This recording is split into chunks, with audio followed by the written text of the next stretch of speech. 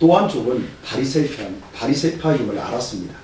그래서 자신은 바리새인으로서 죽은 자의 소망, 곧 부활로 말미암아 신문을 받게 되었다고 선언을 했습니다. 바울은 실제 바리새인이었으며 죽으셨다가 부활하신 주님의 부르심을 받았기에 그의 말은 모두 사실이었습니다. 바울의 말이 떨어지자 동시에 바리새인들은 바울을 자기 편으로 인지하고 사두개인들은 바울을 적으로 간주하며 분열되었습니다. 생각할 것은 바울이 언급한 부활과 바리새인들이 믿는 부활이 전혀 같은 부활이 아니었다는 사실입니다. 바리새인들은 내세를 믿었기에 사람이 영생할 수 있다는 일반적인 의미에서의 부활을 막연하게 믿었습니다. 그냥 막연했습니다. 그러나 바울이 언급한 부활은 유대인들에 의해 신성 모독죄로 십자가에 못 박혀 돌아가신 나사렛 예수님의 부활이었습니다. 바로 그 차이 때문에 바리새인들을 포함하여 모든 유대인들이 나사렛 예수가 부활하였다고 믿는 그리스도인들, 특히 그 예수를 전하는 바울을 이빨을 갈며 미워했더랬습니다. 그런데도 바리새인들은 바울이 언급한 부활이 구체적으로 어떤 부활, 누구의 부활을 의미하는지 알려 하지도 않고 단지 바울이 바리새인이고 부활로 인해 신문을 받는다 하기에 갑자기 바울의 옹호자로 자처하고 나선 것이었습니다. 참으로 어처구니 없는 일입니다. 이와 같은 진영 논리에 빠진 바리새인들의 집단적인 바울 옹호에 가만히 있을 사두개인들이 아니었습니다. 본문 10절에 보면 큰 분쟁으로 이어졌는데 큰 분쟁으로 번역된 헬라어 스타시스는 완력을 동원한 다툼을 의미합니다. 회의는 양측 간에 큰 폭력 사태로 발전한 것입니다. 즉 주먹을 휘두르며 뒤엉켜버린 것입니다. 웨슬리는 광신의 본성, 즉 미친 신앙의 본성이라는 설교에서 광신은 잘못 상상된 하나님의 힘과 가마에서 나오는 것이라 했습니다. 바울을 가운데 두고 서로 주먹을 휘두르며 뒤엉킨 바리새인과 사두개인들은 광신자, 즉 미친 신자들이었습니다. 더러운 자기 감정과 자기 욕망으로 만들어낸 거짓 하나님으로부터 오는 미친 힘을 폭력으로 분출시킨 것입니다. 건전한 신앙생활이란, 다시 말해서 건강한 신앙생활이란 이성과 경험을 잘 활용하면서 이미 주어진 하나님의 말씀에 귀를 기울이는 겁니다. 그렇게 하여 성령께서 지각을 일깨워 주심으로 순종하며 바르게 살 때 빛날 광자를 쓰는 광신자가 됩니다. 미칠 광자를 쓰는 광신자들의 가장 큰 독소는 자기와 다른 생각을 가지고 있는 이들을 배척한다는 겁니다. 그러나 자기 편이라 생각하면 불법과 불의와 거짓과 폭력까지도 포용하고 심지어 살해와 암매장까지 용인합니다. 그래서 사하라의 불꽃을 쓴 프랑스의 샤를드 푸코는 이런 말을 했습니다. 하나님을 믿는 자에게 가장 어려운 것은 하나님을 믿는 것이다. 너무 이상하지 않습니까? 하나님을 믿는 자에게 어째서 가장 어려운 것이 하나님을 믿는 것일까요? 믿는 사람에게 믿음이 가장 어려운 이유는 맹신에 빠질 위험 때문입니다. 맹신에 빠지면 자기를 객관적으로 볼 수가 없습니다. 바리새인과 사두개인들이 그런 인간들이었습니다. 그들은 잘 못 믿으면서 스스로는 제일 잘 믿는다 자부했습니다. 누구의 말도 듣지 않았습니다. 그래서 선지자들의 말도 듣지 않았을 뿐만 아니라 하나님께서 자신들이 믿고 있다고 생각하는 그 하나님께서 보내주신 구원의 주님, 그 예수님을 하나님의 이름으로 합세해서 십자가에 못 박아 죽인 것입니다. 만약 오늘 본문에서 사내들인 공회에 들어있는 바리새인과 사두개인들 그들이 주먹다짐으로 싸우지 않고 조금 더 이성을 일깨워 바울의 변증을 처음부터 끝까지 경청했더라면 그들은 하나님께서 예수 그리스도의 십자가의 보혈을 통해 주시는 은혜의 복음을 접할 수 있었을 것입니다. 그러나 진영 논리와 광신의 본성에 갇혀 서로 싸움으로 그들은 복음 경청의 기회를 영원히 놓쳐버리고 말았습니다. 다시 말해서 그들은 유일한 복음이신 예수 그리스도의 십자가의 구속으로 구원받을 수 있는 기회를 영원히 스스로 버리고 만 것입니다. 바울을 두고 완료까지 동원한 사두개인들과 바리새인들의 싸움을 지켜본 치안 책임자인 천부장은 사내들인 공회가 바울에 대해 통일되고 합리적인 목소리를 내지 못한다는 중요한 사실을 확인했습니다. 더욱이 바울을 가운데 두고 한쪽은 몰매를 놓기 위해 다른 한쪽은 지키기 위해 뒤엉켜 주먹을 휘두르는 현장에서 바울을 그대로 둔다면 바울이 찢겨질 것이 분명했기에 자신이 보호해야 할 로마 시민권자인 바울의 생명이 위태로울 것이라 판단을 했습니다. 천부장은 즉각 부하들에게 명하여 물리력을 동원 바울의 신병을 확보하고 안전하게 로마군의 요새로 옮기게 했습니다. 그런데 이 과정에서 성경은 이채로운 표현을 써주고 있습니다. 10절 말씀을 다 같이 한번 읽어볼까요? 10절 시작. 큰 문쟁이 생기니 천부장이 바울이 저희에게 시켜줄까 하여 인사를 명하여 내가 우리 가운데서 빼앗아 가지고 영으로부터 가야 합니다. 예, 무리 가운데서 빼앗아 가지고 뭘 빼앗아서요? 네? 읽으셨잖아요. 뭘 빼앗아요? 바울을 빼앗아. 여러분, 바울이 물건입니까? 빼앗게? 우리말 빼앗다는 헬라어로 하르파조인데 잡아 올리다, 강탈하다, 그래서 끌어올리다 라는 다른 뜻을 가지고 있습니다. 요한복음 10장 26절 이하에서 예수님께서도 같은 표현을 쓰셨습니다. 내 양은 내 음성을 들으며 나는 저희를 알며 저희는 나를 따르느니라. 내가 저희에게 영생을 주느니 영원히 멸망치 아니할 터이요 또 저희를 내 손에서 빼앗을 자가 없느니라. 저희를 주신 내 아버지는 만유보다 크심에 아무도 아버지 손에서 빼앗을 수가 없느니라. 이럴 때는 아멘을 해야 돼요. 다른 말씀이 아니라 우리의 말씀이거든요.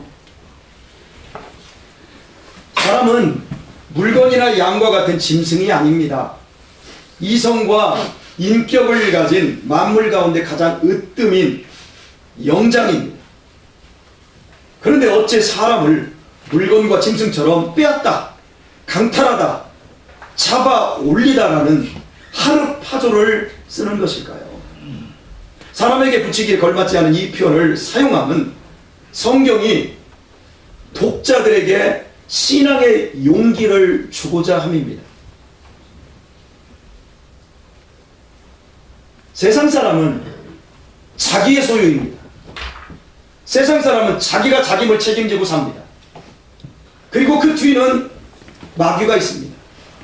그래서 예수님은 너희 아비는 마귀니라 말씀하십니다. 바리새인과 서기관들에게 너희 아비는 마귀니라, 하나님이 아니다라고 말씀하셔요. 예, 그런데 성도는 내 소유가 아니라 성도는 예수님의 소유입니다. 아멘. 성도는 자신의 소유가 아닌 완전한 하나님의 소유입니다. 아멘. 세상 사람들은 자기 목숨을 다하여 삽니다. 그러나 우리는 우리의 목숨도 하나님의 영광을 위하여서 삽니다. 그게 바울의 고백입니다. 소유권이 자기 자신에게 있지 않고 하나님에게 있다 함은 그 책임을 전적으로 하나님께서 지심을 의미합니다.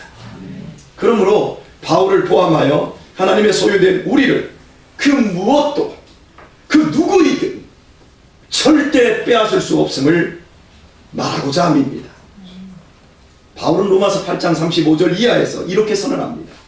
누가 우리를 그리스도의 사랑에서 끊으리요. 환난이나 공고나 핍박이나 기근이나 벌거벗음이나 위험이나 칼이에 우리를 사랑하는 그리스도로 말미암아 우리가 넉넉히 이기느니라.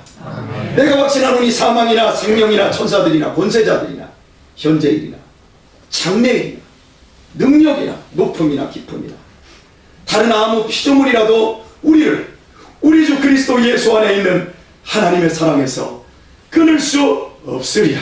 아멘. 누구도 우리를 주님의 사랑에서 끊어내거나 주님의 소유에서 빼앗을 수 없습니다. 아멘. 생각할수록 힘이 되고 은혜가 되는 말씀이 아닐 수 없습니다.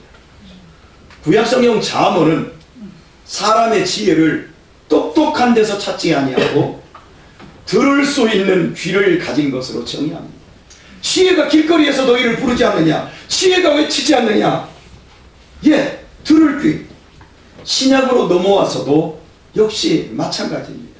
들어도 너희가 깨닫지 못하는구나. 보아도 알지 못하는구나. 들을 귀 있는 자는 들으라. 자 보세요. 요한계시록은 귀 있는 자는 성령이 교회들에게 하시는 말씀을 들을지어다. 지혜는 하나님의 말씀을 듣는 귀를 가진 것.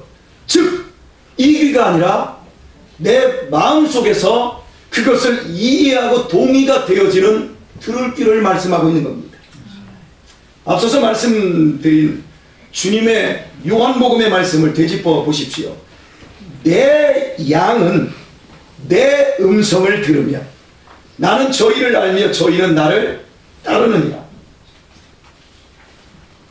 자신이 무력하고 연약한 양임을 아는 사람만이 진리의 목자이신 주님의 음성을 들을 수 있고 또 그분을 따를 수 있습니다. 그것이 지혜입니다. 미친 신앙을 가지면 스스로 이리가 됩니다. 혹은 잔재주 피우는 원숭이가 됩니다. 사사기에 보게 되면 그때는 저마다 자기 소견에 옳은 대로 행하였더라. 다 잔재주 피우는 원숭이가 되어 있습니다. 그리고 예수님 시대에는 이리가 되어 있습니다. 그래서 예수님을 죽입니다. 주님은 그런 사람들을 향해서 너는 내 양이라 하지 않으시고 독사의 새끼들이라 말씀하셨습니다. 그리고 당신의 제자 가운데 가룟 유다를 향해서는 너는 내 양이라 하지 않으시고 너는 마귀라 하셨습니다. 표면적으로는 하나님을 너무나 잘 믿는 것 같지만 내면적으로는 전혀 하나님을 믿지 않은 양의 탈을 쓴 이리와 잔재주 부리는 원숭이들이 참 많습니다. 그들은 주님의 음성을 듣지 않고 때를 지어 으르렁거리고 주먹을 휘두르며 뒤엉켜 싸우기를 좋아합니다. 양이 아닌 것입니다. 그들은 말씀 앞에 애통함이 없기에 자신의 가슴을 찢지 않습니다. 왜? 들려지지 않기 때문입니다. 늑대이기에 마음에 들지 않는 사람들과 공동체를 물어뜯고 찢어놓아야 직성이 풀립니다. 우리의 가슴을 찢으라고 했는데 다른 사람을 찢어놓고 다른 사람의 가슴을 찢어놓아야 직성이 풀립니다. 결코 하나님의 사랑에서 끊어내거나 빼앗길 수 없는 하나님의 소유일 수 없습니다. 주님은 정확히 알고 계십니다.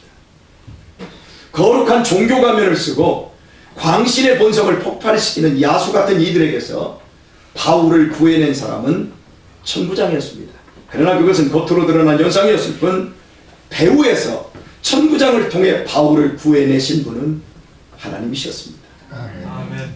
당신의 손으로 결코 빼앗길 수 없다라고 말씀하신 당신의 그 손으로 사두개인들과 바리새인들의 광신적 폭력 속에서 당신의 소유된 그 어린 양 바울을 빼앗아 내신 것이었습니다.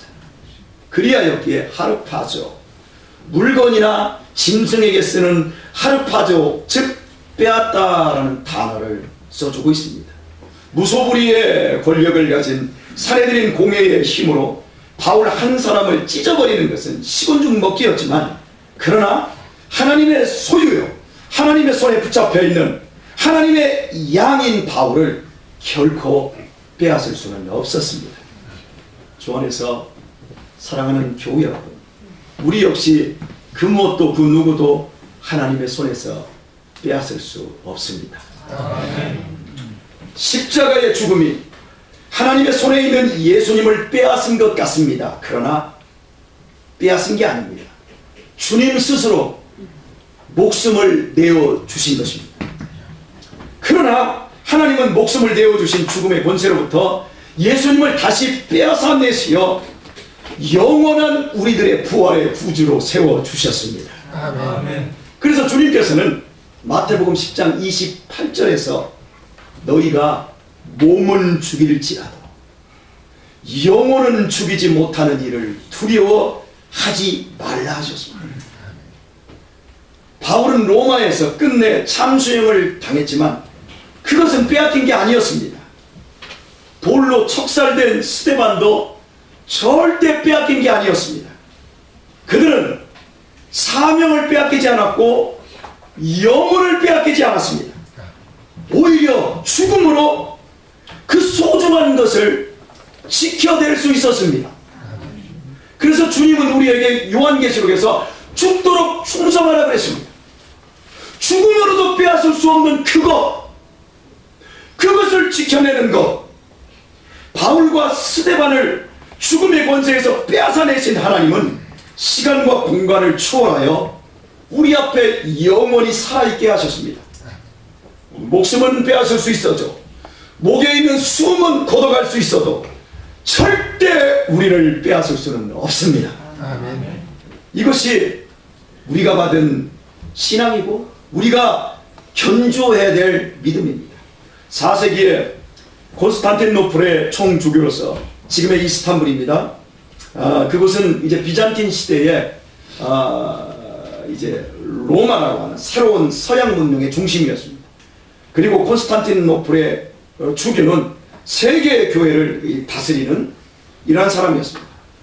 그때 4세기에 황금 마우스, 즉 황금의 입, 설교를 너무너무 잘하는 이 주교한 사람이 있었는데 그분의 이름이 요한 크리소스톰입니다. 이분은 정말 설교를 잘한 분이에요. 제가 이분의 설교집을 2권을 읽어보면서 정말 탁월하다. 그런데 제가 느낀 것은 예언자의 가슴을 가진 분이었어요. 그는 특권을 누리는 데 익숙해진 당시의 주교들과 황실에 속한 사람들의 오만함을 서슴지 않고 꾸짖었습니다. 당시의 황후였던 에부독시아는 탐욕에 가득 찬 사람이었습니다. 그녀는 아합의 부인 이세벨과 다름없는 가락한 여인이었습니다. 크리소스톰은 황후와 반목하면 목숨이 이태롭게 될 것을 뻔히 알면서도 그녀의 불의를 지적합니다. 만약 하나님께서 당신에게 황후의 권세를 준 것이 맞다면 그것은 당신으로 하여금 이 시대에 정의를 세우라고 준 것입니다. 인간은 흙과 풀과 먼지에 불과하고 인생 역시 그림자와 연기, 한바탕 꿈에 지나지 않듯이 당신도 그와 같습니다. 그러니 이제 절망에 빠져있는 가난한 이들을 더 이상 착취하지 말고 더 이상 고통과 불행을 그들에게 짐지우지 마십시오. 당신은 포도밭과 무화과밭, 기름과 돈, 그리고 권력을 가지고 무덤에 내려갈 수 있을 거라고 생각하십니까? 꿈도 꾸지 마십시오. 요한 크리소스톰은 결국 귀양을 가게 되었고 귀양지에서 죽임을 당합니다. 그러나 그는 빼앗기지 않았습니다. 사악한 황후와 그 밑에 빌붙은 주교들이 그의 목에 있는 숨을 빼앗을 수는 있었지만 그의 영혼과 사명은 빼앗지 못했어요. 그의 호흡은 멈추게 했지만 예언자적인 그의 설교와 양심은 결코 멈추게 하지 못했습니다. 주님의 소유인 요한 그리스도의 영혼과 그의 예언자적 사명은 지금 하나님 안에서, 그리고 지금 우리 안에서 영원히 불멸하고 있습니다. 아멘. 2년 전에 주님의 부르심을 받은 우리 교회의 김대준 집사님의 거실에는 백범 김구 선생님의 친필 편액이 걸려 있었습니다. 제가 물었습니다. 저 집사님, 저 김구 선생님 쓴 거 맞습니까? 그랬더니 맞답니다. 돌아가실 때 저 좀 주고 가시면 안 되겠다. 그런 마음이 있었지만 감히 달라고를 못했습니다. 왜냐면 그분에게 아들이 셋이 있는데 다 달라고 할 것 같아서. 김대준 집사님께서는 황해도 안학 출신으로 그의 조부께서는 황해도 최고 부자셨고 전국적으로는 3위 안에 드는 부자셨습니다. 그래서 그때 황해도의 최고 부자 김옥량이라고 하면 지금도 아시더라고요. 우리 황기성 기자 황해도 분들은 아시더라고요. 당시에 1900년도 10년 초에 집에 승용차만 3대가 있었다고 하니까요. 머슴이 30명이 넘게 이렇게 있었습니다. 엄청난 부자였죠. 엄청난 재물을 가진 그분은 청년 시절 그곳 출신의 김구, 백범 김구입니다. 그리고 이승길 등과 함께 독립운동과 계몽교육에 힘쓰다가 일제의에 달조된 안학 우편국 사건과 해서교육 총회 사건으로 투옥되었습니다. 독립운동을 하셨던 분의 자손이셨습니다. 이런 인연으로 손주이신 김대준 집사님께서 백범 김구 선생님의 친필 편액을 자기 할아버지로부터 받게 되었던 것입니다.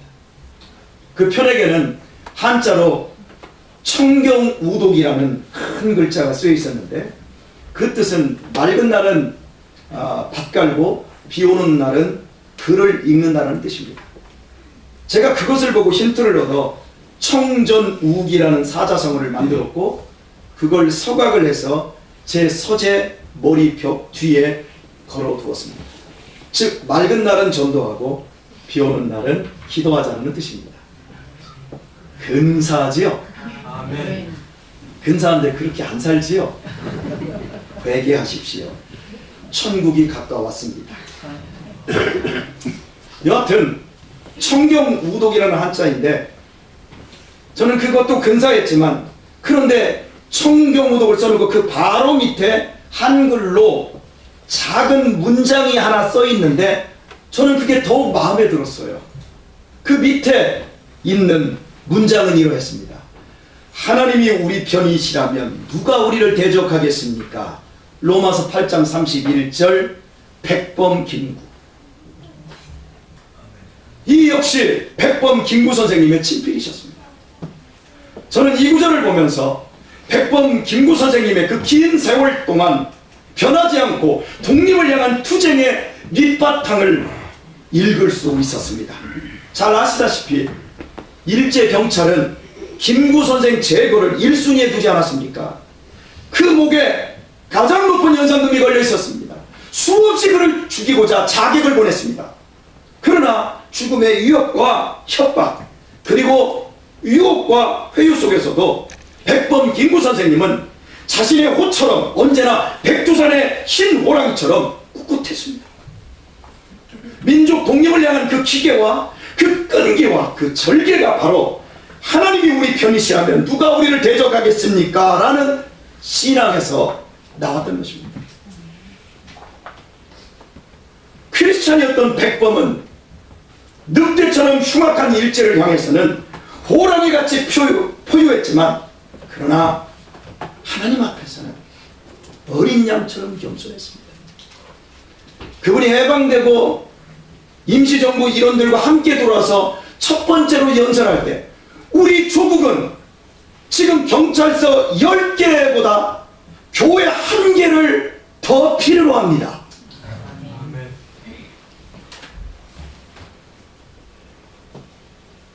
그는 혼란한 해방정국에서 충분히 완력을 동원하여 왜? 독립투쟁을 벌였던 의열당 그리고 김원봉과 같은 이런 사람들이 다 있었음에도 불구하고 권력을 손에 넣을 수 있었지만 완력을 동원하여 권력을 손에 넣을 수 있었지만 그렇게 하지 않았습니다. 왜냐하면 그는 자신의 욕망을 채우는 미친 광신자가 아닌 주님의 말씀에 순종하는 빛나는 광신자였기 때문입니다. 아멘. 결국 백범 김구 선생님은 애국이라는 명분을 걸고 권력을 주기 위해서라면 무슨 짓이든 다하는 사악하고 야비한 무리의 흉탄에 목숨을 빼앗겼습니다. 그러나 빛나는 광신자였던 그의 영혼만큼은 하나님의 손에서 빼앗지는 못했습니다. 그를 죽일 수는 있었지만 그의 진실한 신앙에서 우러나오는 독립과 민족 통일을 향한 열심을 죽이지는 못했습니다. 그의 용기, 그의 의로, 그의 절개, 그의 신실함, 민족을 향한 사랑은 살았을 때도 빛났지만 죽음과 함께 더욱 확고하게 살아났습니다. 그리하였기에 그의 서거 70년이 지나서도 대한민국 모든 국민들의 마음속에 숭고한 거울처럼 되었고 앞으로도 그럴 것입니다. 오히려 죽음으로써 그의 삶과 신앙은 살았을 때보다 더욱 빛나고 있습니다. 그러나 일제강제 초기 추는 이광수, 육당 최남선처럼 민족지사를 자처하는 자들이 얼마나 많았습니까? 또한 해방정국에서 백범, 김구, 몽양, 여운형을 제거하고 애국자임을 자처하던 자들이 얼마나 많았습니까? 그들은 실제로 걸출한 인물들이었고 대부분 크리스천들이었습니다. 모두 그 시대에 빛나는 자들이었습니다. 그러나 그들은 모진 세월 속에서 재주 부리는 원숭이처럼 변하여 친일파가 되었고 늑대처럼 떼를 지어 거짓 술수와 폭력을 사용하여 권력을 잡았습니다. 당연 입신양명과 부귀영화를 누렸습니다. 그리고 계속해서 그것을 지키고자 거짓과 폭력을 일삼았습니다. 자유당 정부의 이기붕 집사님이었습니다. 그리고 박정희 대통령 밑에서 차지철, 서울에 있는 소자로 시작되는 큰 교회의 집사님이었습니다. 여러분, 그래서 지켜졌나요?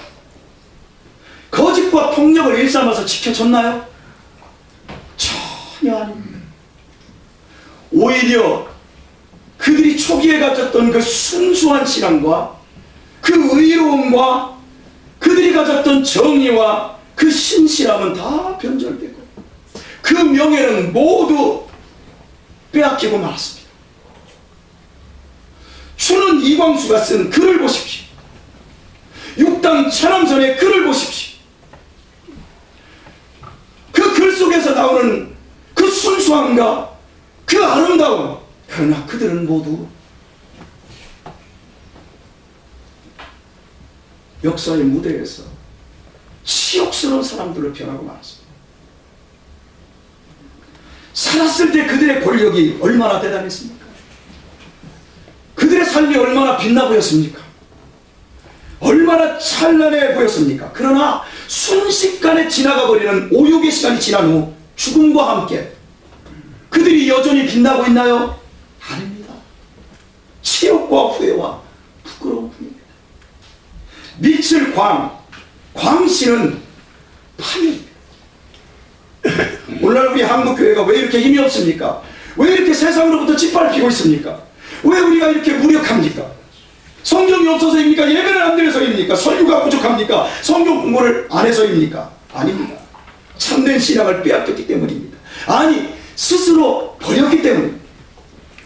결코 버려서는 안 되는 영원한 것을 버리고 결코 가질 수 없는 그 유한한 것을 움켜잡았고 목사님들에게 그리스도스덤에 예언적 가슴이 없고 성도님들에게는 김구 선생님을 사로잡았다는 말씀이 없습니다. 일생을 옹골차게 밀어붙일 삶의 결단과 우리 자신의 목숨까지도 내어놓고 헌신할 신앙 비전이 부족합니다.